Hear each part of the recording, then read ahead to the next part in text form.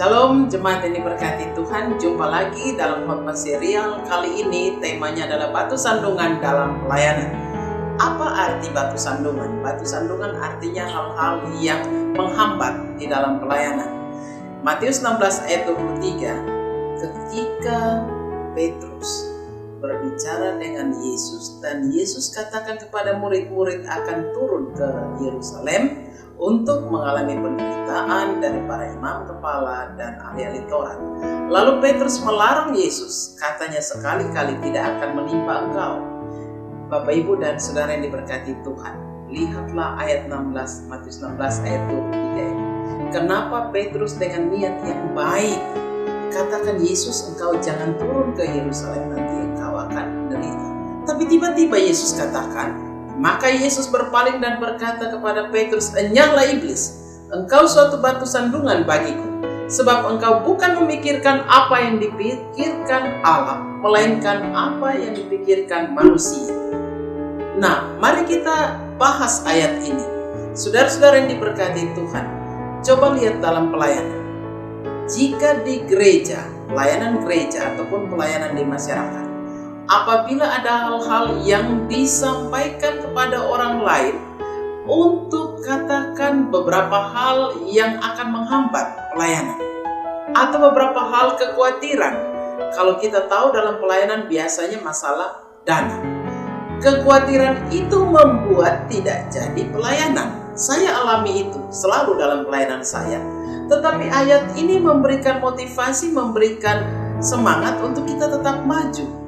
Karena kelihatannya baik, tapi sebagai pendeta, sebagai para pelayan, Anda harus peka melihat apakah ini memang perhatian atau ada penumpangan si jahat.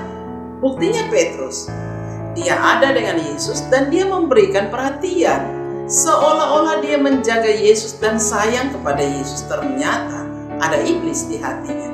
Bisakah kita terima itu, jemaat? Bahwa Petrus dengan niat yang baik, ternyata dia menjadi batu sandungan supaya Yesus tidak menjalankan karya keselamatan itu. Bayangkan kalau Yesus tidak turun ke Yerusalem, maka kita tidak diselamatkan.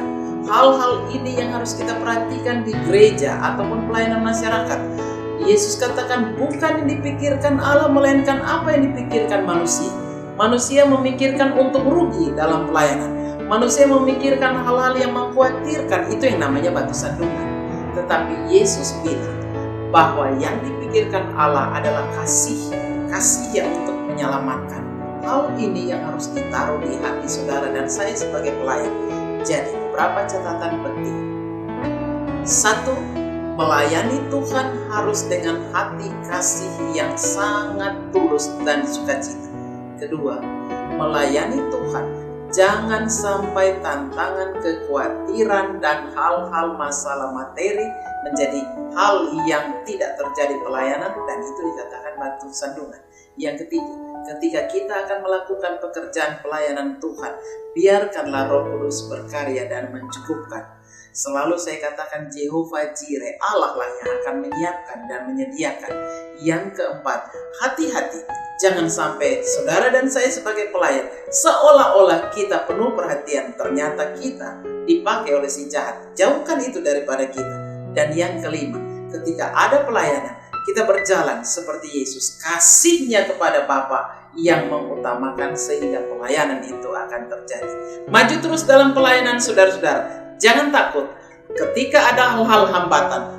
Lihatlah itu sebagai kesempatan untuk kita maju bersama Bapa.